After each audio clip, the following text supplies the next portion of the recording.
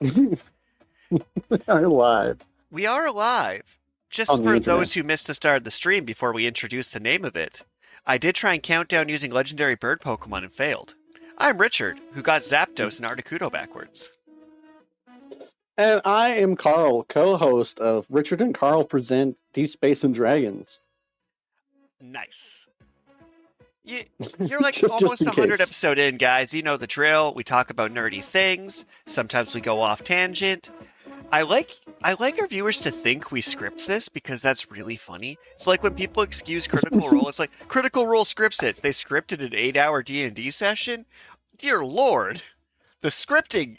Like when you think about how many pages a movie like John Wick is, and then think they pre-planned an 8-hour D&D session. Yeah, like what did? I mean, they don't show the dice rolls on stream, I suppose. I don't think, do they? They kind of do. Yeah, you can see them. Well, because they're rolling dice, but if it was scripted, then they would have to know what all the dice rolls are. Well, it's like the camera angle doesn't show you every dice roll, right? So it's possible they could roll in a tray and then it's possible it could be scripted, but it would be so much more effort. Because then you're writing a script for 8 people that pretends to be improvised with rigged dice rolls, drama, da-da-da-da-da. But an 8-hour script is like, I don't know, 5,000 pages or something. It's 500 words a page, and about one page takes about 1 minute to read or something, and so it would, be thousands of pages. Why would you ever do that to yourself and your poor writers? Well, okay, so what? 8 hours, 60 minutes an hour that's 480 minutes. So the script would be 480 pages long. About, I think. At least, yeah. I think. I'm not sure. Like, screenplay is something I do, but not my specialty, so I'm not sure I have these numbers right off the top of my head. But it would be the equivalent. It wouldn't even exactly be a screenplay, though, because, it would be the entire Lord of the Rings script. But you don't get any action sequences, right? It'd be the Lord of the Rings if it was if it was the entire Lord of the Rings trilogy, that was just dialogue. Pure dialogue. Yeah, okay. So that would be much longer, right? Because your screenplay, you get to just say action scene goes here. Yeah, that's true. I mean, that tangent has nothing to do with anything at all, but I just want people to believe we're scripting these, and we're just putting in a truly impressive amount of work. So I can be like, hey, Karl, what's new in the Karlverse? Probably not a sandblaster. Dang it, you're right about that. I think we talked a little bit about we did talk about this a little bit in off stream, but you know what's even a funnier headcanon? If the idea that we're not friends off stream and this is our only means of communication. Okay, so when I went to university, I had a professor. He was very adamant that you call him Dr. Kreutzig because he was a doctor. Sure. Not a medical doctor, though. His doctorate was in musicology. You know what? We were brainstorming today what to call the sound type Eevee, and musicology on. That does sound pretty cool. I lost by the way. My friend went with Symphonion. I mean that's kind of in the same vein of thought. Yeah, but please continue. Well, anyways, so especially actual full-blown doctors, in the professors in university, they're also there on research grants, right? Like they're not just teaching. Most of them, I assume. Who recently was looking at master's programs, it says right in it, you will be doing TAing as part of your master's. Yeah, I can see that. Yeah, so it's like that's not all that they're doing. But I have a really hard time imagining what exactly you research pertaining to musicology. Like I don't. You see, the difference between you and me is I can visualize it perfectly. Okay. Give me what you think it is. So, as longtime listeners to the stream have pieced together, I work in academia and I do a fair amount of research on redacted. And what I've learned is you can research anything, because really what you're doing is looking up peer-reviewed papers on things, looking up the citations that make that peer-reviewed paper, and just kind of doing a rabbit hole of reading. Hmm. So, like, for example, when I wrote a page on how homosexuality is only stigmatized because one person was running for an election in it in the Roman Empire and wanted to slander their opponent, and therefore re-edited the book, which worked its way into the King James book, you get this massive chunk of history, right? Mhm. Musicology is literally just deep diving history about music or about psychology and things, right? Like you'd be looking at people writing papers on what effect music has if you want to be like a music therapist route. But I'm guessing it's Mm. history. I'm almost certain they're like, who was the first person to use this combination of chords and notes, and how did it evolve, and what did different people over history's effect have to shape music? So I can picture This, how this this works. particular this particular professor was in fact the professor for music history. Called it. A course, a course which I failed multiple times. Partly because I'm a terrible student, and partly because his tests were just. It'd be like, okay, so an example question. It'd be like blank composed blank in blank. So it'd be like composer, uh, song, year, right? And then, according to the question above, blank did blank in blank.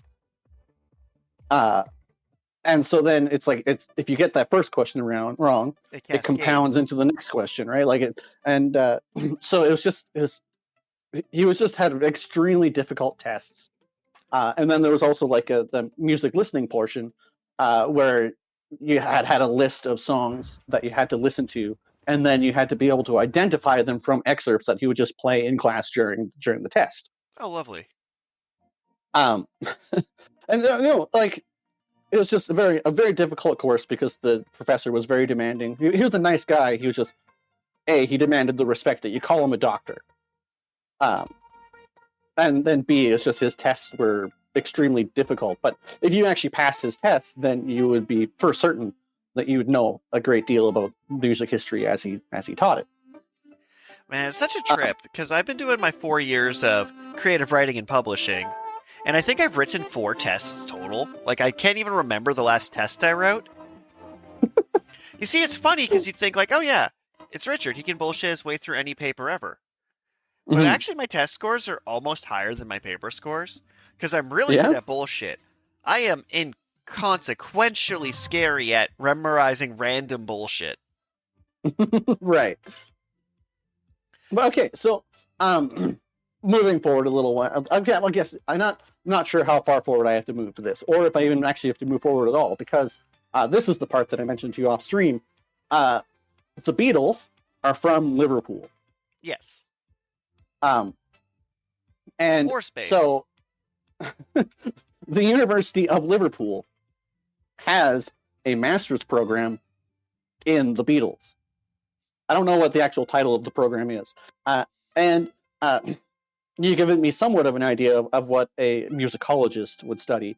But when it gets even more specific to be a master's degree in the Beatles specifically, like what are they researching? What exactly? How many research papers can they even peer review about the Beatles? Like maybe it's Hundreds. even yeah, maybe there's more writing on the Beatles than I even realized, because I mean they were a huge phenomenon, Because it's to the like, point where to the point where when they landed in America, uh, their security guards had to like basically throw them into uh, their car, and they got bruises from being thrown so violently into their car to get away from the crowds. well, it's interesting. Which, Yeah. go ahead. I was going to say, I feel like you're not going to get a line of credit if you tell the bank you're taking Beatles studies and they should pay for your education. Well, I mean, it must actually be a serious program because, like I say, um, the reason that I am aware of this fun fact about them getting bruised from being thrown in the car is because the first graduate from this master's program, they apparently died in 2023, um, but they wrote a I was concert about to make a documentary. tasteless joke where I was like, did it turn out they had a strawberry allergy? And they're stuck in those fields forever?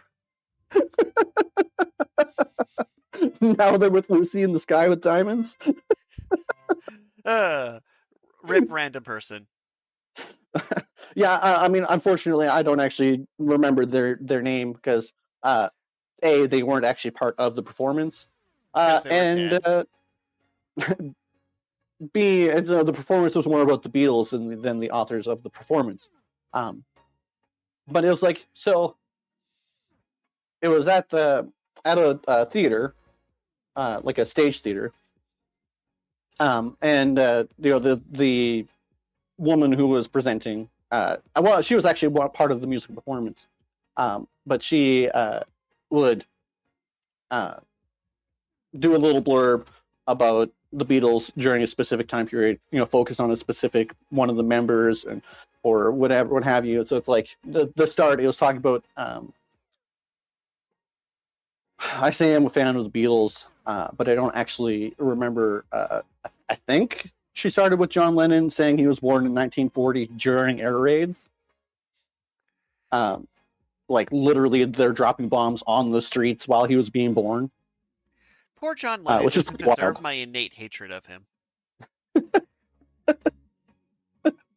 But anyways, at most of the performance, like, so she would do a little blurb, and then they would play a song, and then she'd do another blurb, and she would kind of go through in chronological order, going over like the songs they wrote together, the songs they wrote individually, how the band actually formed, where and when they met, and one of the most interesting point to me, one song in particular, it's one of my favorites, because it's called "A Day in the Life," and it's on the Beatles' The Blue Album, which is actually just a compilation album. They never actually released a Blue Album, but not while they were actually a band. But it's their later years of music, and so they have more avant-garde techniques and music in general. So first, when she was talking about how this song came together, she starts playing a song, and I don't know the name of the song, but due to music history and these listening excerpts from my course, I recognize the song. I'm fairly certain that the song that she played is an example of avant-garde modern music in post-World War I and II, was a song by Arnold Schoenberg. You went Galaxy Brain for a moment. You had the Gundam Seed sound effect. I was like, oh man, I didn't even think about the fact that the Beatles' music might have been affected by this post-World War mentality, where they were experimenting with non-traditional musical progressions, or it was more like mathematical and not intended to be melodically pleasing. And a lot of people at the time thought that music was terrible because it's hard to listen to. But when you look at the sheet music, it's absolutely fascinating to see the patterns and shapes that emerge on the page, which are so hard to follow when you're listening. But then she was like talking about the song "A Day in the Life," and she was like, yeah, there was like a live orchestra, that they actually hired a live orchestra, and they're just like, yeah, when we tell you, you just got to play like the lowest note on your instrument, and then it'll just be like this big crescendo of notes joining in however they want. It's like, it sounds like chaos as they transition from one portion of the song to the next. And because it was such an involved process to actually even record the song, apparently they never performed it live. So that was an interesting fun fact about the song, where I was like, huh. I mean, I 100% recognize and see what they're talking about because I love the song. I just didn't. I thought that was something that like the music producer added in post, but apparently that's actually a recording of a live orchestra doing this chaotic crescendo to transition between the portions of the song. And then obviously it was interesting to hear the people on stage try to play that song, because like she emulated the orchestra by playing on the piano, like slamming all the different keys and slowly working her way up, and just and it was captivating. So what's new with me? I mean, I had a really, really enjoyable experience with my fiance because we went to this show as a date night. And I mean, I don't know. I'm not going to retain much information about the Beatles that I didn't already know. Um, but I still wonder what exactly you'd be researching as to be a master, have a master's in the Beatles. But the performance was great. Very fair. Well, that's a fascinating What's New with Carl. I appreciated this one. It only took a cool entire length of an episode of South Park. Not actually. We came in at like a clean 15 minutes, and I gave a 5-minute monologue about nothing. Just about literally nothing. What's new with you there, Richard? So, I found myself on reading week, which is lovely. My school just does it different than a bunch of other schools because that's how the universe works. So I finished my rough draft of the Arcana, and now I'm going through and doing my edits. And I say to myself and my mentor, I can have this done by the end of reading week. So today is Tuesday. Right. I have edited 1 chapter. Ooh. However, I also worked a full shift today, and tomorrow I don't. So I'm hoping to pick up the speed. But also the first chapter is the hardest one to edit. Because, like, I had to go and retroactively add in, like, characters and cameos through the rest of the book. Like, I have a mysterious council who didn't exist when I wrote the rough draft, and now I had to, like, put them all in and make their voices sound right and adjust the characterizations and things. So it required a lot of work. Thankfully, the second chapter I already edited for a magazine submission, so I technically got 2 done today. Oh, how excellent. But I pretty much have to edit 4 chapters a day between now and Sunday. Which is it takes me normally like an hour or 2 to do a deep line edit. This one took me like 3. So really I'm on schedule, but I have to actually do it. So I'm hoping my ADHD clicks into hyperfocus more and I gain superpowers. That's true. ADHD is both a blessing and a curse. But like I do want to finish this lap through the book. I enjoy one chapter where I took a screenplay I wrote for screenplay class. And then I had a character transport their brain into multiple robot bodies to play all the characters because I couldn't find anyone competent. So the chapter's written half in screenplay format and half in cursive with them writing notes about how bad their actors are who are them. Oh, man, I love that suggestion. Right? So, like, as I go through this and work on refining this book, that's pretty much what's going to be new with me for a while. Is between that and school-related stuff, which... until I click the accept button, I'm not going to gloat about on stream. Well, see, I personally am happy to hear about your Arcana story because of how many suggestions that I made, which made the final cut. It makes me happy. So it's like there's parts of it. A lot of them didn't turn into verbatim chapters, but they turned into bits here and there. My big debate I'm having right now during this rewrite is I'm trying to decide if I want to add in 4 more chapters that are like the 4 suits of cards to be like... But I'm like, no. I can't make more work. This thing's already too long. It's like at 100,000 words. I want to trim it down. Right. But there's a few chapters that I have to do a weird rewrite where... So I want each chapter to follow a different side character, and then the main characters are all doing things in the background over the course of the book. Right. A few chapters I have to like add in that side character and pivot the focus because I have the main story down, but it needs to be told from other people's point of view. Right. Because I like making my life miserable for no reason. It's kind of like when I was editing chapter 1, what took so long is I had so much placeholder dialogue. I'm like, no, I need these 2 characters to actually have romantic chemistry, which means I myself have to have romantic chemistry, which is questionable if that's ever been true. Although I have been paid to write redacted and redacted commission anonymously before. So, I get good reviews when I write redacted stuff. So I have the ability in theory. You are a professional shipper. Yeah, actually. By definition, I guess. I don't know how I feel about that when it's spelled out like that, but it is true. I have been paid to ship things. That is funny, actually. That'd be such a good bullet point on my resume, though. Just like the last bullet point, other skills, paid shipper. It's like, do you mean shipping and receiving? I do not. I mean redacted and redacted ninja getting the love story they deserved. So, with that, let's move into manhwa, our topic of the day. Okay, well, so first things first. Manhwa? Korean manga. Yeah.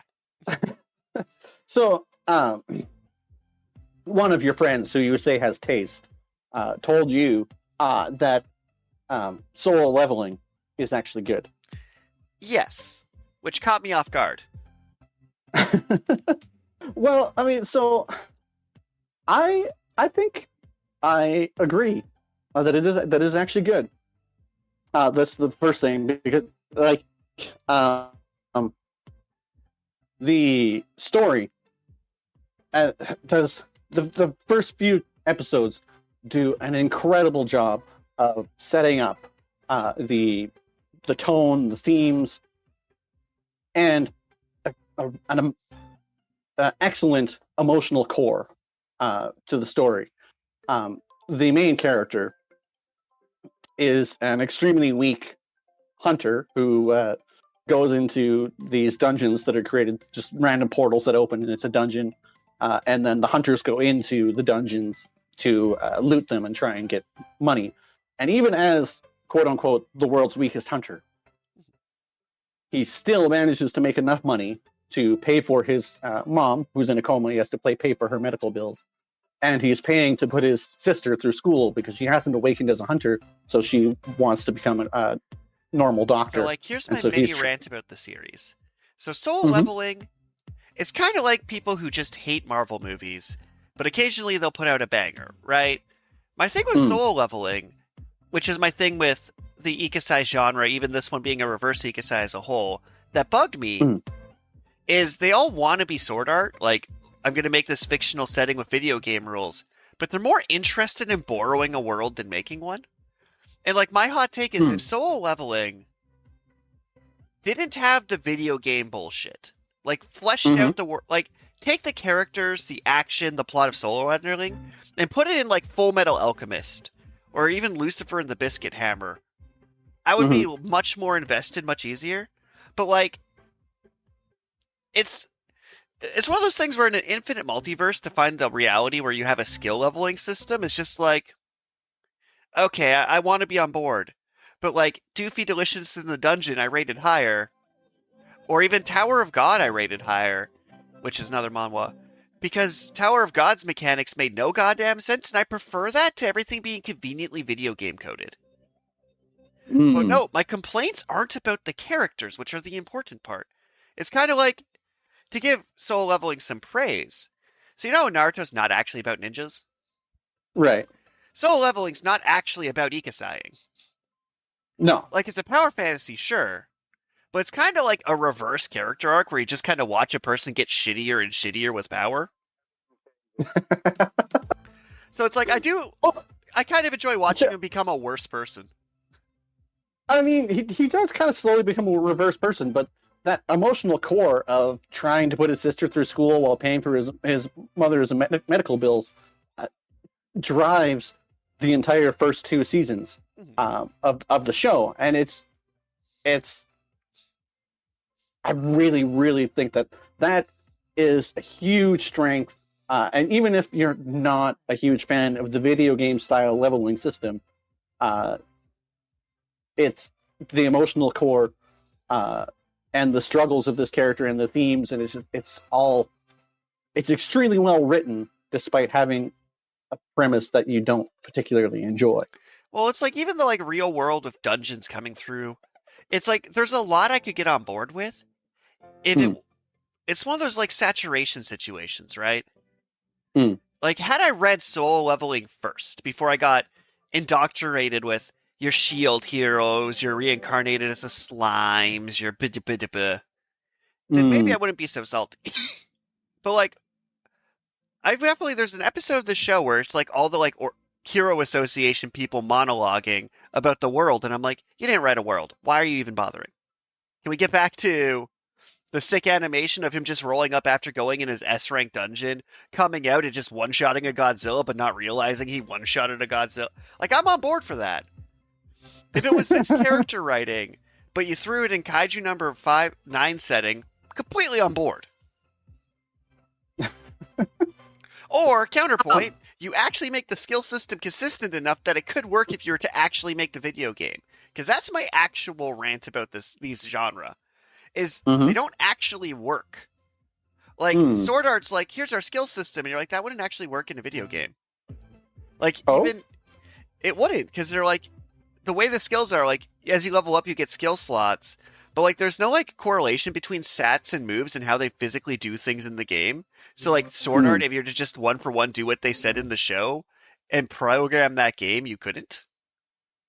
And it's one of the more consistent ones.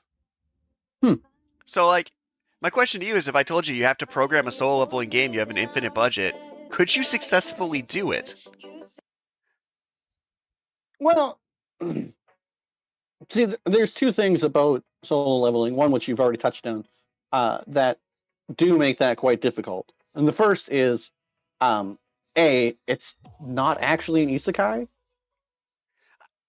Because it's them living in a fictional world where people will randomly awaken skills to fight monsters and go into these dungeons, and then he happens to awaken a super skill that allows him to raise his power level, which is something that's unheard of among other hunters. I'm the most special awesome boy skill. Yeah, that's kind of the I'm the most special awesome boys genre. Like it's for some reason it comes along with this video game-esque style game. Well, yeah, concept. Because it's like built as the core of a power fantasy. But the number one thing that I say about solo leveling is that emotional core and the themes and the setting. Like, I think they did a really good job of setting everything up, and it's something that we don't actually like. Can you name any North American series that have this you gain a level up system? The problem is I know they exist and I can't think of them. Because, like, there's, like, a whole wave of, like, anime-inspired random bullshit. And I'm, like, trying to remember some of this, like, random bullshit to be like, have I seen this trope in North America? And I'm like, what the hell was that thing called? It was, like, Zix or something? Where it was, like, a CGI actor show where they went into this video game dungeon to get skills, and that was CGI, and then it gave them items they could use in the real world. It's like Zix Level 1 or something. I can't recall his full name. Well, see, obviously, in Korea especially, people want to get hit by trucks and wake up with superpowers really badly. I mean, from what I've seen, people in Korea do want to be reincarnated into a different world. But Truck-kun does not make an appearance in most Korean manhwa. Well, I kind of want to follow that one up a bit, where I'm shitting on solo leveling. It is by far the best of all the examples I've listed by, like, a lot. Like, the only ikasais better than it that come to mind were, like, Inuyasha when it was airing. And let's be honest, if this and Inuyasha were airing at the same time, this is better. Oh, man. But we're not talking about Chinese anime or Manuha? Slightly different pronunciation. I don't know. It's spelled very similar, but different from Korean. But anyways, the point is, the Daily Life of the Mortal King, a fairly excellent show for the first 3 seasons, and then the 4th season. Into Tower of God first. Okay. So, have you seen Tower of God yet, or read it? That is not one that I read. So, Tower of God has the exact opposite problem with solo leveling. Oh? So, Tower of God is you have protagonist kid who decides to climb this MacGuffin tower to impress his childhood crush, basically, that he grew up with. And then while climbing the tower, he becomes friends with basically Lirio from Hunter x Hunter, a lizard man, gets like weird water energy control-y powers. And the first season of this, which was like 12 episodes, has they didn't explain shit. Right. They didn't even try. Like, and the thing is, what's funny is for those first 12 episodes, it worked. But then they had like a time skip where he came back as like edgy in an Akatsuki cloak and had to like climb again. But they still haven't explained what the fuck the tower is. Or what the point, like, apparently there's like a case system based on how you climb the tower. And it's like, They weren't actually prepared to explain why some people have devil horns in this tower and why there's just a straight up crocodile man. They had no intention of ever explaining this, and then I think it led on for too long and imploded on itself.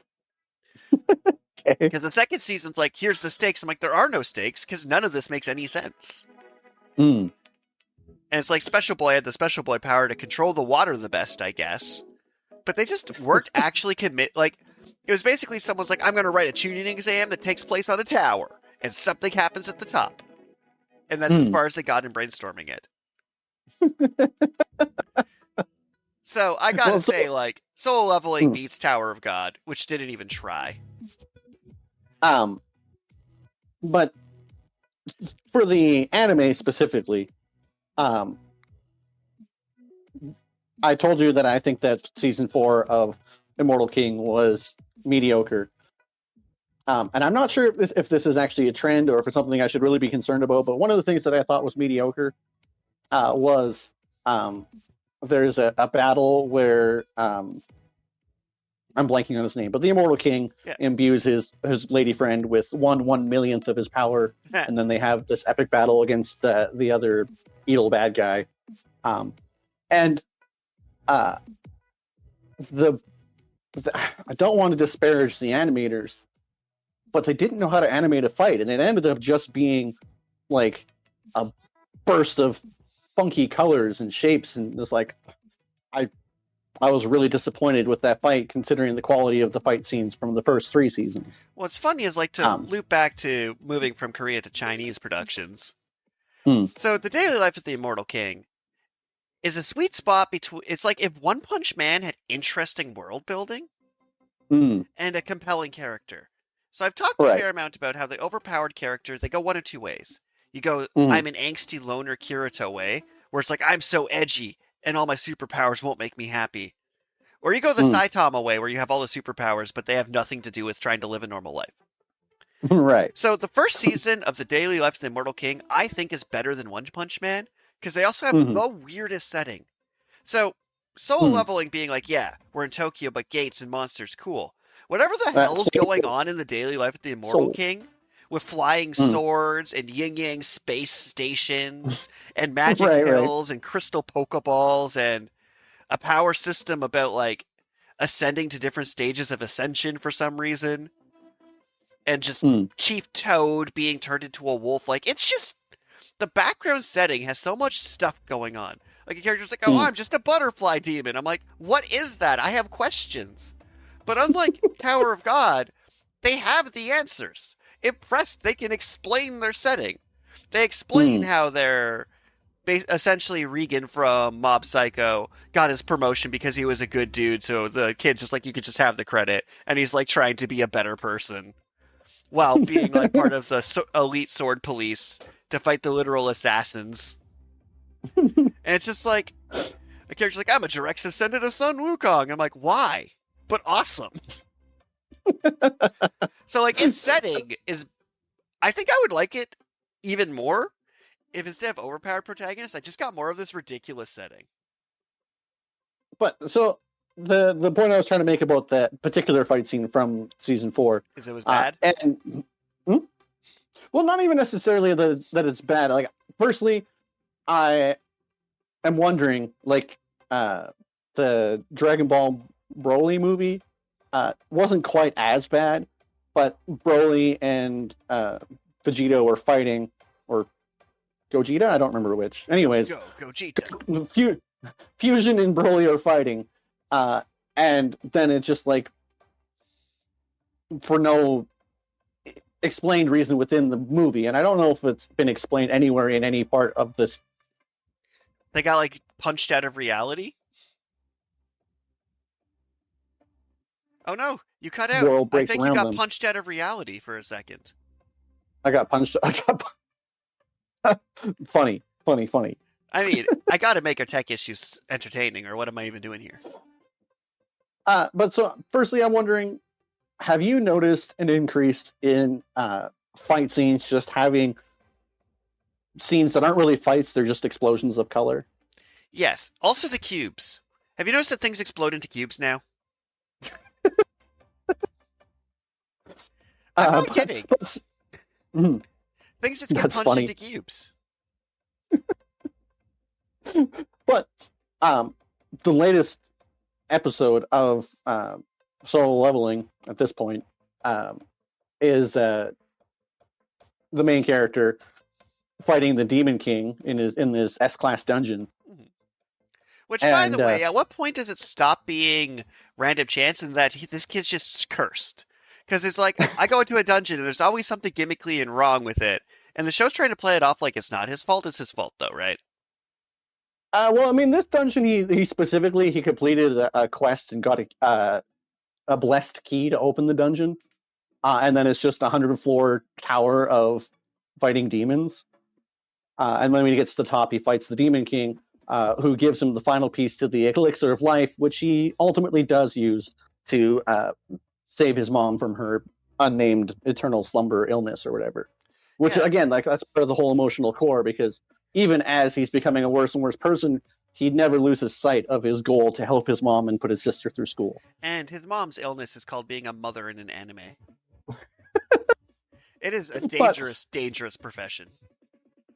There are some artistic choices they made during that fight that I didn't particularly enjoy, but at the same time, it was the most epic and cinematic fight. Like it was so good. I had to watch it twice because it's like, man, this is, and it was actually just looked like a choreographed fight where they had thoughtful moments of pausing and parries, and the camera just like swings around them as they're fighting, and it's like, oh. So probably Solo Leveling is well written and has peak fight sequences. It's true. Solo Leveling has the second prettiest fight animations this season, or third prettiest, which is pretty good. It loses to Bleach Thousand Year Blood War, shockingly, and it loses to Arcane like everyone else. Arcane's just out here being like, hey, I see you made a fantasy movie. I'm Lord of the Rings. You're like, well, that's not fair. Arcane's like, hey, what if this movie had a larger budget than Sonic 3? And it's like, but you're a series. Yes. They're like, every frame of Arcane could be an Imagine Dragons music video. It's some nonsense. Okay, but so moving on from showering Solo Leveling with praise, now you have to balance it because I showered it with negativity. I think that your friend is correct that Solo Leveling is at least up to the end of season 1 of the manhwa. I haven't read past chapter 110 because I was like, I'm just going to wait for the anime to catch up. But at least to the end of the first season of the manhwa is, I think, tightly written and just so they captured the essence of the manhwa so perfectly with all these awesome fight sequences, and yet there's so much like political stuff going on in the background with Jeju Island, which it comes up a lot in manhwa because it's actually like Korea's largest island. It's just Jeju Island is just the real place. Chilling there, being awesome. So to pivot into the daily life of the Immortal King a bit. So, does it have the best fight scenes? No. Does it have several of the best jokes I've ever seen? Yes. So I'm a strong advocate of watching it dubbed, which, I mean, I probably just lost half our fan base for there, but I stand by it. Because, like, the delivery of Froggy 2 being like, why do I hear theme music before being uppercut into space? So it's one of those comedies where the show treats itself seriously, but it's just absurd. Like when he breaks into the third dimension and they turn it into PS2 cutscenes till he crashes the universe. Is actually my favorite joke of all time. Like, the joke being that, okay, you can't show fourth dimensional space in 3 dimensions, but you can show 3-dimensional space in 2 dimensions. Like, that's so much more clever than this deserves. Why is this so clever? Or just, I love the bit of throwing the weapon around the world, even though they did it twice. That bit was good both times. Well, like I say, I didn't really like season 4 because seasons 1 through 3 had this through line of the relationship between okay, what is his name again? I don't even remember his name. Wang Ling. Ling Ling. Well, that's his pet name. Anyway, Wong Ling. Well, in North America, we would call him Ling Wong, I guess, but in Anywho. Asian countries, anyways. So Wong Ling and Froggy 2, they have an arc together that So just good. comes together. It's so good. And it ends on the third season. And it ends at the third season. And then the fourth season, like I say, it had a different studio, so the fight quality dropped drastically with the style and choices they made. And then they reused a lot of jokes, and they just they did make some weird choices, like opening with the Men in Black neuralizer thing. Let's be honest. The problem with season 4 is if the show just ended at season 3, it'd just be locked and goated. Like, I don't think they had 4 seasons of things to milk from it, but I don't know. Like, they could go a direction, but he also blew up the universe, and rebuilt it. Yeah, I mean, I just... So let's move away from that to something that we both know is too good, and when it someday gets animated, it'd be amazing, but they pulled a Star Wars, where... Oh? Well, the first part, really good. The second part, even better. The third part, they knew it'd be worse, so they never bothered. So we're getting into the Breaker. The Breaker. So the Breaker's so wild to me. So it starts with the Deku plot arc of, let's just give a kid superpowers to introduce him to the setting. And that part made my eyes roll, but I'm like, oh man, this protagonist is just such a douche nozzle training his apprentice. Like, he's just a bad dude. And I was all for this. I was all for asshole Kakashi. Because Nine Arts Dragon did not have Gojo syndrome. Gojo's problem was Gojo could have just fixed every problem in the show, but chose not to because reasons. Right. Nine Arts Dragon could have fixed every problem in the show, but was too busy being an unrepentant asshole. Who basically got gaslit into taking care of a kid because his girlfriend didn't really give him any outs. And it's like, so the first season of The Breaker was really good. But I had that little pet peeve of, okay, you Deku'd him, you gave him a bunch of powers off the start. Why are you doing this? Whatever. And then the second season, they undeku'd him. I'm like, okay, now he has to actually learn to do it. And I was super on board with that. Because my rant with Deku, and my problem always was, if the moral of your story is hard work and effort, handing people power-ups is some bullshit. Now, handing people power-ups at the start so you can get to the cool stuff, and then taking them away and making them do it again, can be really good. Bleach dropped the ball a bit, because they tried... Nobody likes the Fullbringers. Well, no one likes Fullbringers, but also he didn't really have to work to get his powers back. Right. Because they nerfed him, then gave him a different powers, then said, screw it, and nerfed him again, then gave him back his full powers that he originally had. I'm like, what was the point of any of this? And Bleach also had the problem that, by the time he loses his powers, there's 13 good guys that can bail him out. And you're like, why? I remember reading that arc and being like, so why isn't, a Soul Reaper watching this to, send in the troops this whole time? Why are you guys letting this play out? It's like, ooh, vague reasons. And I'm like, yeah, you don't know either, do you? Well, moving on from that, some of my favorite scenes in manga are, or manhwa in this case, the cast punch. That's top tier. The snipe. The best snipe in fiction. Got me so good. So, yeah, it came completely out of nowhere, which, I mean, a sniper should. But, guns are just the real thing in this setting. People mostly don't use them because if you can see the gun, yeah, they'll just run up and punch you in the face before you can even actually use said gun. But not only that, they went out of their way to reduce their gun resistance by making them climb up through smoke and powder and did everything they could to lower their super martial artists to then just shoot them in the goddamn face. Oh. And then the third one is when he had no super martial arts and the person put 100 tons of force on his fist, where he broke both his ankle and his fist on that guy's face. Well, technically that guy's face broke his ankle and his fist. Oh, but that guy was knocked right out. That was such a good moment of, we took away your powers, what are you going to do? Throw hands? Use your own powers against you? You control gravity, so how about if you fall on my fist? That's going to hurt. Right? And then, like, you get to, like, their rematch where Nine Inch Dragon's just kicking escalators at people. Yeah. But, like, the escalator stairs thing was cool. But the cast thing was cool because it got me.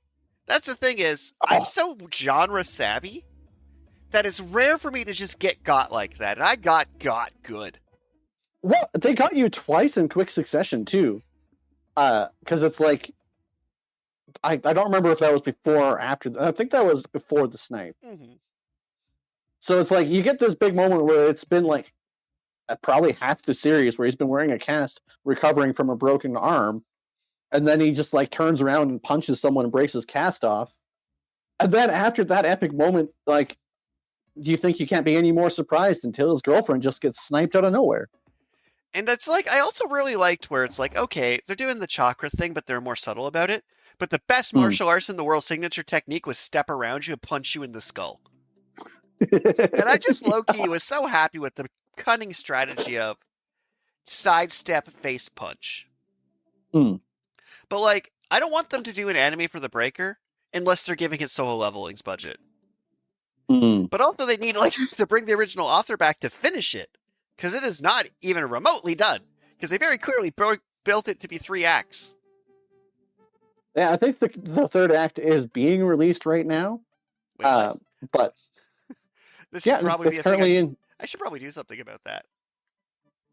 But I'm also not 100% certain that I actually read all the way to the end of the second act, because they took a hiatus to write a different series right when they announced the like tournament, which I remember you kind of being irate about that they're like, oh, it's like an anime law, you have to have a tournament in your series, especially if it's about martial arts. Well, it makes sense I'd be irate about that. Because but looking at well, I'm just going to say, remember what happened with JJK and how that went down? Does that not prove I'm just right, that everything doesn't need a fucking tuning exam? And, like, I'm someone who watched all of Baki and all of Kengan Ashura. If you're going to do a tournament, it's fine if that's your point of your show. But, like, just throwing in a tournament doesn't work if you haven't built up a cast of characters that care about fighting. So that's kind of the problem, is, like, the Breaker very much followed. I know the protagonist, couldn't tell you his name. I know Naren's Dragon, and there's a few side characters I see show up once in a while. None of them would I ever read a full chapter about because I do not care. They do not matter. Like, Sketchy Doctor Dude's entire goal was to be like, oh, he's a good dude, so I'm going to put aside my Romeo and Juliet nonsense and help him. And that was the guy's entire arc, and I'm like, cool guy. That's fun, dude whose name I don't remember. In any event, they finished the second arc, which I haven't read yet, and they started the third arc, which I also haven't read yet, because A, it's ongoing, and B, it's sort of locked behind a paywall on the app that I'm using, and I don't like paying for stuff. We're so used to, like, I should, but in our scandalous youth, manga was just, it was the Wild West, and I'm not going to say what I did or didn't do, but you could acquire manga pretty easily, and it was pretty unregulated, and people would just upload things that were just fan comics with the regular manga, and you would never know. Like, it was just the untamed seas. Some wild nonsense. But do you have any other manhwa or Chinese manhwa you want to highlight while we're on it? Because I think we've done a full episode on the Breaker before, and I'm fine with that. I don't have any other Chinese content that I know about. As I mentioned to you off stream as well, there's a app. I'm going to double check what the name is, but I think not a sponsor. Oh yeah, another series I watched was the first little bit of before I gave up was The God of High School. Because it's like, we're going to do a martial arts tournament where everyone gets superpowers of a deity, and then it was just kind of not good. Too bad. Because it's like, it started out like it was going to be a martial arts thing, and then it's like, actually, we're doing that thing where my main character has Monkey King powers. I'm like, I've only ever seen that work once. Just stop. Go away. So anyway, the app is called Webtoon. I feel like people know what Webtoon is at this point. Probably. and I actually really enjoy it because I've just kind of been reading random series. And one series that so actually I have a question for you. Mhm. How long can a series go before it establishes a actual emotional core? Before you think that it's not good enough to even finish reading? It really depends, because, like, in my youth, I got some really far deep into some lame stuff, but current me, they got 10 chapters to hook me. Like, With the emotional core. yeah, like, let's take Sidcraft, for example. Mm-hmm. Sidcraft has hooked me around chapter 7, I think it was, when it's like, okay, you've created this weird triangle, and I'm invested now. Because you're like, right. okay, we have a background villain, the protagonist is not a creep, and he wants nothing more than to be in a rom-com, but can't let himself be in a rom-com. But it's like, okay, like, even like the assistant character, I'm like, okay, everyone's motivation here checks out, and everyone's actually like a good, likable person, and that's all their problems, is they keep sabotaging themselves because they're busy being good people. Because the core issue of the show is like, he can't not save the day, and it's very distracting. He'll be like, huh, now that I'm finally no longer distracted, yeah, that's a murder, I should probably do something about it. I was enjoying my hot cocoa, damn it. Well, so Solo Leveling is about these portals that open up and they allow you to explore these dungeons filled with monsters, and then monsters can come out of the dungeons and attack the world, and people have awakened powers to fight these monsters. Like you do. Solo Spellcaster, the Solo Spell, also, I mean, this might be a mistranslation, but because it's also translated as the Lone Spellcaster, but Solo Spellcaster is about these portals that open the way to dungeons that people explore with powers that they've awakened to fight the monsters. What? No way. Yeah, it's like it's the exact same setting, and then our main character has a close encounter with death and awakens video game-esque superpowers. Yeah, that's less good than Leviathan. Leviathan, oh, it's so good. But and so firstly, I think that Solo Spellcaster probably named itself intentionally to ride off the hype of Solo Leveling. You want it sitting next to Solo Leveling on the bookshelf, so when they go to buy Solo Leveling and the new issue's not out, they might accidentally pick up Solo Spellcaster. Yeah, Dude probably legally changed his pen name to be one letter off of the author, too. But it doesn't have a very strong emotional core within those first few chapters. Yeah, it's almost like the main character wrote it. The main character is just a generic salaryman who's on his way to close some sort of business deal when he gets jumped by monsters and awakens his power, and then literally says, fuck you to his boss. Like, that's a quote. As I said before, we have to be careful with our F-bombs. You have to have people not expect them. But so then he proceeds to use his powers in a completely different way than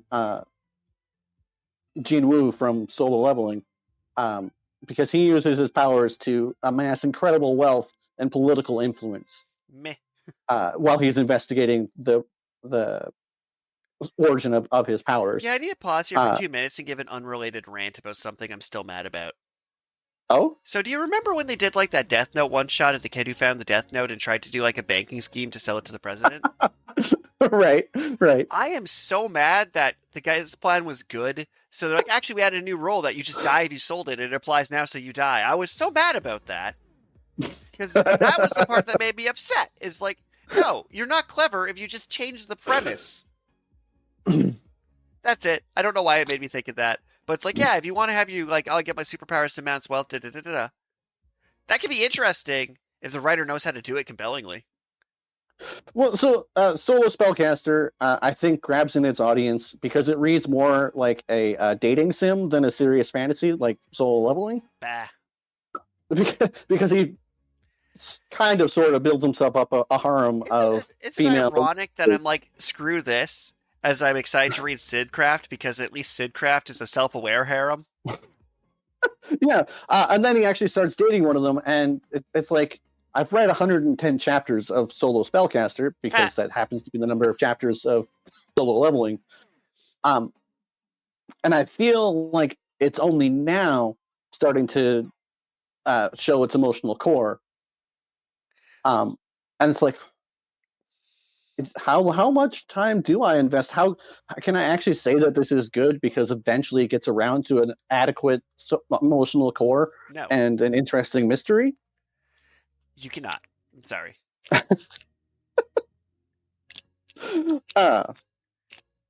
say that like I didn't read the entirety of Mage and Demon Queen. There are 3 other series that I want to highlight really quick. Oh, I'm quickly highlighting Mage and Demon Queen. Okay. So the premise of Mage and Demon Queen is this mage in a fantasy setting is supposed to be an adventurer and is just trying to hit on the Demon Queen the entire time instead of actually doing it. That is her entire goal, is to be like, no, I have a crush on the actual villain, and the villain has a crush on them, but they're busy being the Demon Queen and the mage. Yeah, okay. It is trash, and it is delightful trash. But so, another series, I actually did read this one because it's called The Lone Necromancer. Mm-hmm. And I'm like, okay, like, again, this could be a translation error, but I'm amused, because Jinwoo in Solo Leveling becomes a necromancer. So there's that crossover. And then obviously the Lone Necromancer could potentially be... He becomes a Pokemon trainer, but that's not here or there. But that was an interesting. It's actually like a completely different implementation of the level up system because instead of it being given to a single player, it's like, okay, the entire world has just been turned into a video game, and people have to choose their class within like 20 seconds, and then if they don't choose a class, they get a second chance, and if they don't choose a class at that point, they get turned into monsters because they decided not to be players.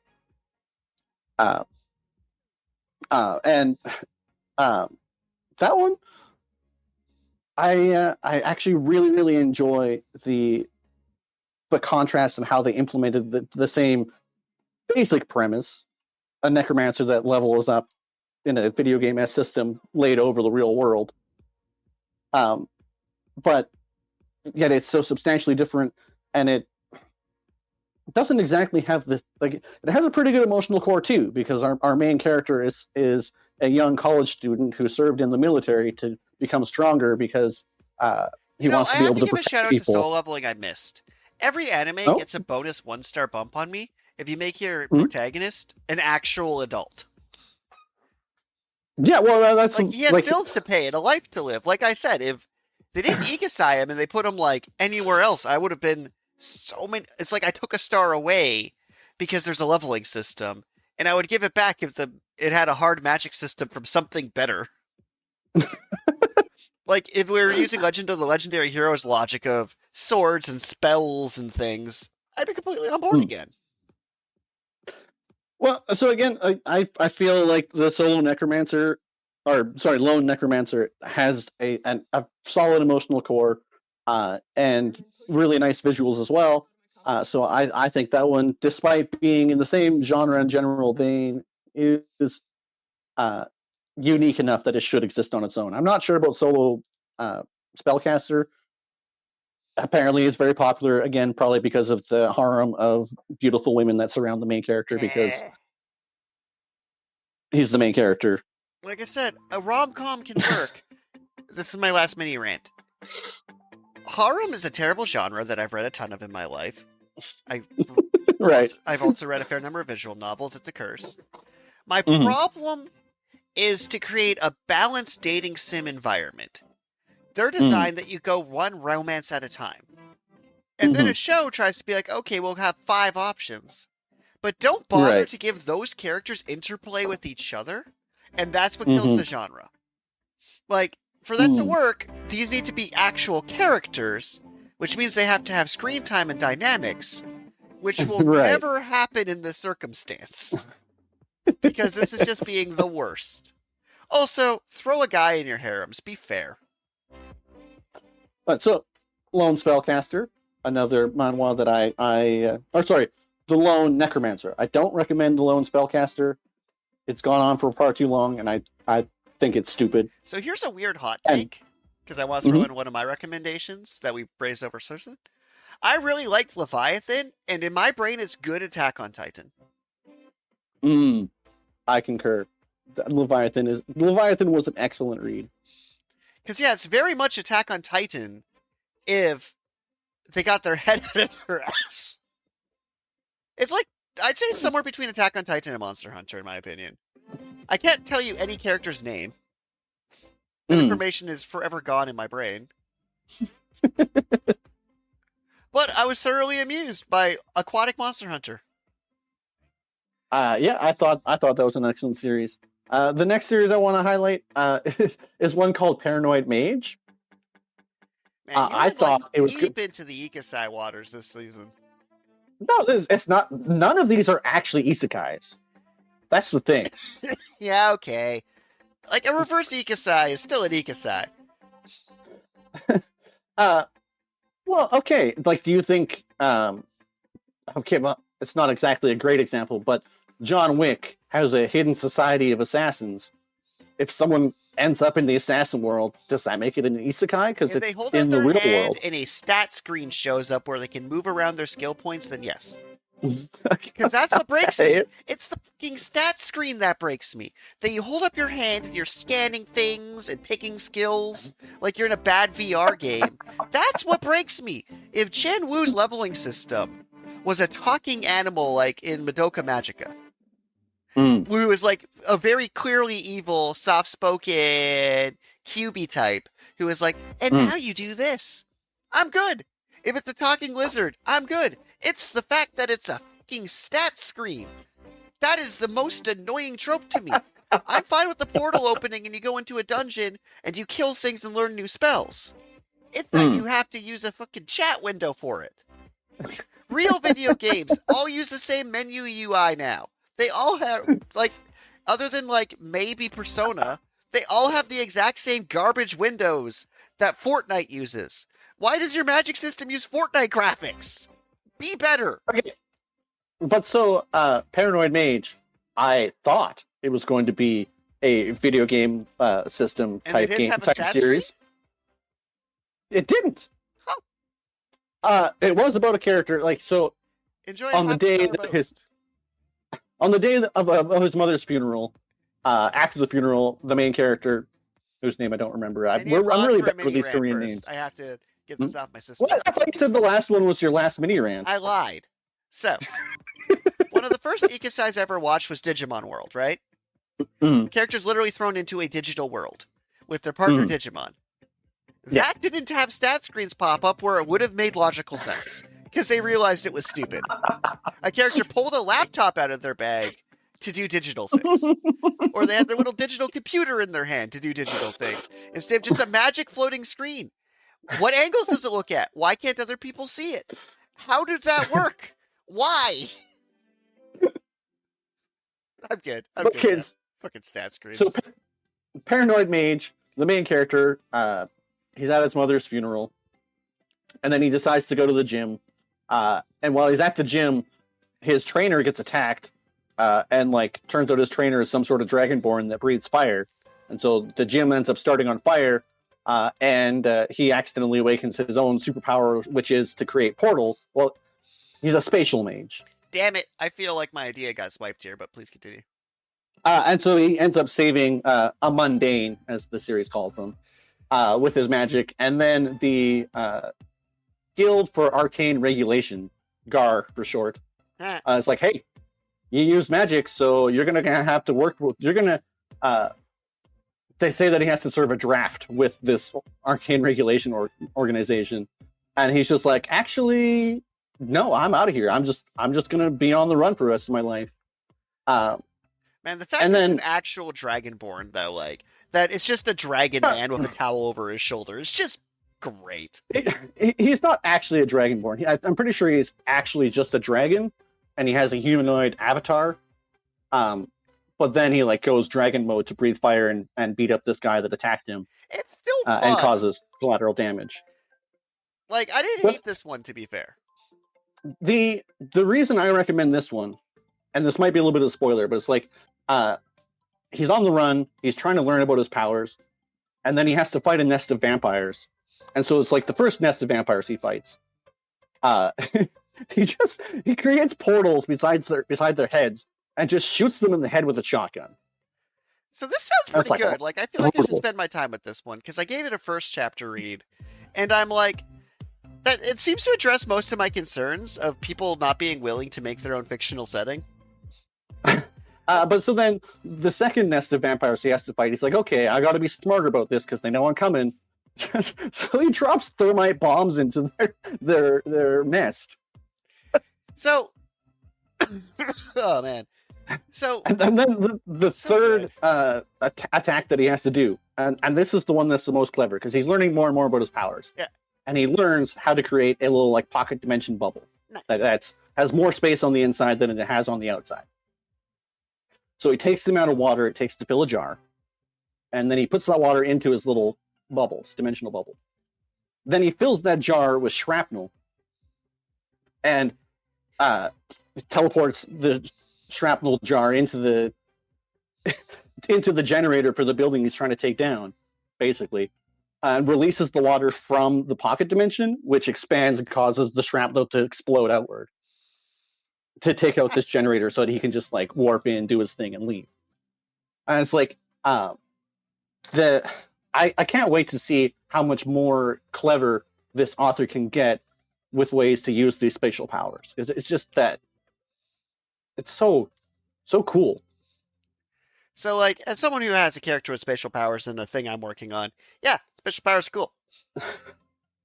And then a complete pivot. Well, not a complete pivot because it's still an action series. But I'm going to start with one question. Mm-hmm.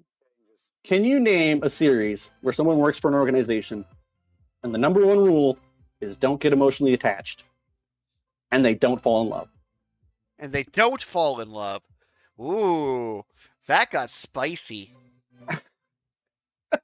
I asked this to one of my coworkers, and they said that Obi-Wan Kenobi has enough screen time that he might count because he did actually end up being a Jedi warrior with no worldly attachments right to the end. But thankfully, I purged the Obi-Wan show from my memory. The Obi-Wan show was terrible, but...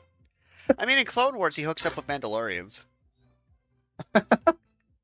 Anyways, so Mafia Nanny is a series about an elite nanny. She trains at the Elite Nanny Academy, and her parents were murdered by the mafia, and like so she becomes a nanny to a underboss, so that she can investigate the death of her parents.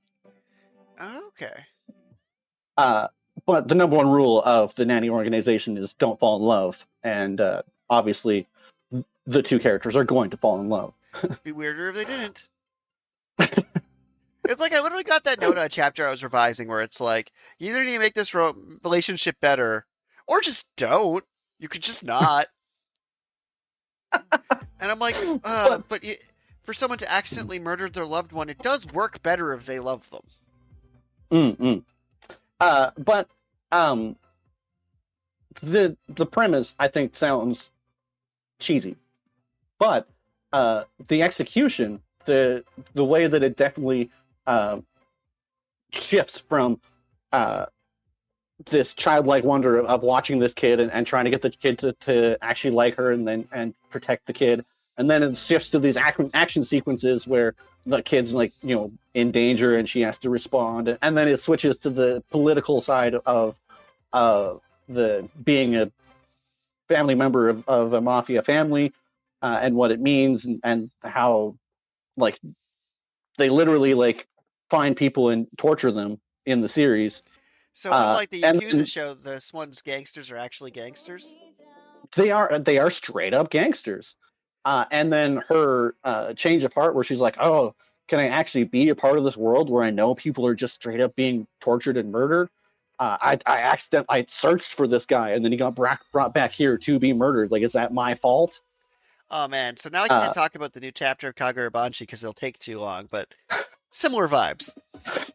Uh, Mafia Nanny. I mean, it sounds stupid, but surprisingly nuanced and complex characters with, again, an excellent emotional core of her trying to investigate the death of her parents without, like, because she is working for one of the families that may have been involved with the murder, so she doesn't want to get found out that she's from this other, basically, mafia family while she's trying to investigate the death.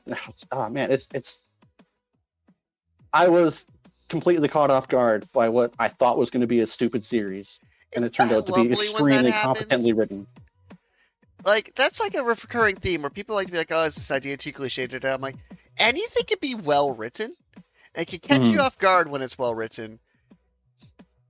Because, like, you're right. If you pitched me this story, I would have rolled my eyes. Like, no, but it's for real. They actually got it figured. They went for real with it. Yeah, like I said, they literally have, like, gunfights and, like, gunfights and kidnappings and political intrigue, and it's so good. Nice. And with that, we'll move on to our random question of the week.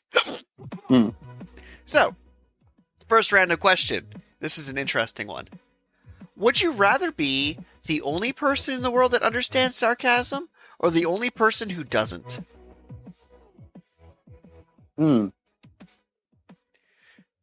everyone. The only person. Well, see, a lot of people with autism actually end up having hard times with sarcasm. What? And my brother's my brother's wife, it's hilarious to, like, prank her by saying something sarcastically, and then she takes it seriously, and then you just kind of keep snowballing it. And then eventually it's like, this sounds made up. And it's like, oh, yeah, you're right. You got me. It was all sarcasm. She's like, oh, dang it. I knew it. It's like, but just based on that interaction, I don't think I want to be the only person who doesn't understand sarcasm. So I'm going to give kind of the reverse answer here. So I think the problem is, if I was the only person who understood sarcasm, it would be kind of useless. Because, like, okay, I get that I understand sarcasm, I'm using sarcasm. It's like that awful movie about where everyone had to tell the truth all the time, but they, like, couldn't lie of omission. The Invention of Lying with Ricky Gervais? So bad. It's such a bad take on that concept. Anywho, I think I'd rather be the only person who doesn't, because being the only person who does, I don't think I could get the reactions out of people I want. Ooh. Where, like, I already have some communication issues for, like, understanding people, so I don't think I need that extra filter. I think I'd rather just be profoundly oblivious and just like I said, I think I'd rather be your sister-in-law in this scenario. I'd be like, that doesn't sound right. Do. But it's also like, in my old age of 35, ignorance is bliss sometimes. I think just not catching it, I don't know, it's like a weird kind of armor. It's like people could be shit-talking me, I would just have no idea ever, and I think I'd be better for it, especially as a writer. Because someone would write a comment and be like, that was such a good book. And I'm like, thank you. Do. Everything is awesome. Well, I mean, I guess you're right. Being the only person who understands sarcasm, that would... Well, I took it to mean like you can use sarcasm on people. Well, yeah, but I mean, like, it would essentially wipe out sarcasm. You'd be the only sarcastic person. So I think it'd be more like, let's rephrase it to, you're the best person at it, or the worst person at it. To make it a more applicable, so neither just puts you in, like, a weird bubble situation where it's completely useless. And then... I don't know, I still like the idea of being the best at it, being able to make the sassiest comments. And I kind of enjoy being the worst at it, because it would give me complete immunity to it. That's why we're such a good pair. Indeed. Although, ironically, I'm pretty sure I'm the more sarcastic one, but maybe I just can't read it. I do tend to be straightforward and earnest. I hope. So, our second question. Would you rather be able to rewind 5 minutes into the past, or see 5 minutes into the future? Ooh. Well, time travel, always a difficult mechanic to deal with when writing stories in general. Seeing 5 minutes into the future, It's much more reasonable. Like, I'm thinking Swen from Black Cat. yeah, I mean, but I kind of love being able to save scum. The downside to the rewind is when you find yourself in a no-win scenario and you just suffer forever. Like, that's when you find yourself, oh, they lock me in a room and I run out of air in 5 minutes, and I can go back exactly far enough to suffocate forever.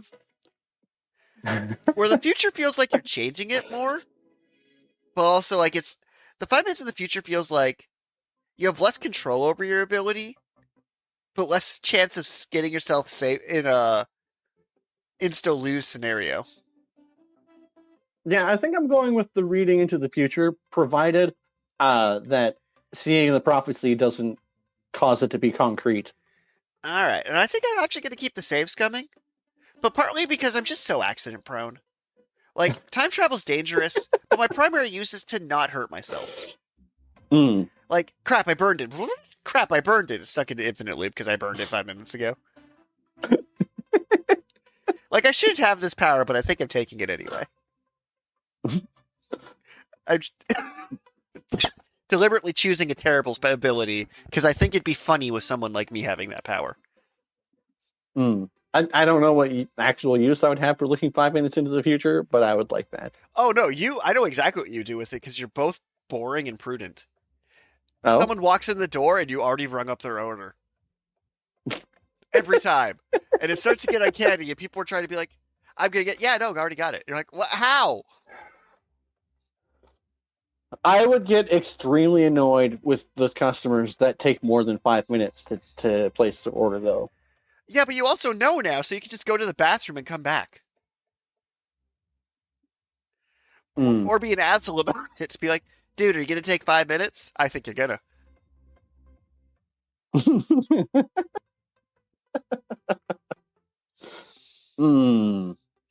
Well, I think I would also... I'm probably the more prudent use of it in my workplace is if I see someone that I think is suspicious coming in, you can lock the door. And no. Well, I mean, I can see it. Look 5 minutes in the future, and it's like, okay, are they going to be a problem within the next 5 minutes, or are they actually going to place an order? And if they're going to be a problem within the next 5 minutes, I just kick them out. You know what's really funny? The quip I have to make. I enjoy this version of reality where you can see 5 minutes in the future and still lose to Jeremy at Magic. You know exactly what he's going to play and when, and there's not a damn thing you can do about it. See, this is more like the rewind power almost. I kind of like the idea you look into the future and be like, nope, shuffle the deck, look again. Nope, shuffle the deck. And it's just like, are you going to keep shuffling? Just play your cards. And then I'm like doing the opposite where I'm like, make the wrong move, rewind time, make a different move completely, still am wrong. Turns out there is no right move. We just lose. Time travel did not help our win-loss ratio. But with that, thank you everyone for tuning in to Karl and Richard present Deep Space and Dragons. I appreciate the alphabeticalness of it. It could be fixed if you made us a new banner. Instead of taking a screenshot of a screenshot. It's like the thing where it goes to screen share and it creates an infinite cascade of their own screen. Yeah. Screenshot of a screenshot. I feel like I need to give them a call to action, but I don't really know what I want them to do. I don't know. Go buy local Canadian products. There we go. Yeah. We actually, my work just released a new flyer. It's our mascot, and he's wearing Canada jacket. He's on a Canada snowboard. He's using a Canada flag as a parachute, and then it says "Proudly Canadian," because we are. Are all your ingredients Canadian sourced? Yeah, that part I'm not 100% sure about. I mean, I assume so. I don't know. Maybe Saputo actually gets their stuff from Italy. I don't know. They're an Italian mafia family apparently. So that's interesting. Yeah, you're good. Saputo's a Canadian dairy company. Cool. I was ready to fact check you live on this podcast, but no, they're based in Montreal, and probably actual lobsters. So you're Mafia Nanny, so you're prepared for when they try and take over. You know what's deeply concerning, though? You know what the little blurb says about Saputo? A leading cheese manufacturer in fluid milk and cream processor. I'm like, the sentence fluid milk concerns me more than it should. That upsets me. You don't want none of that solid milk.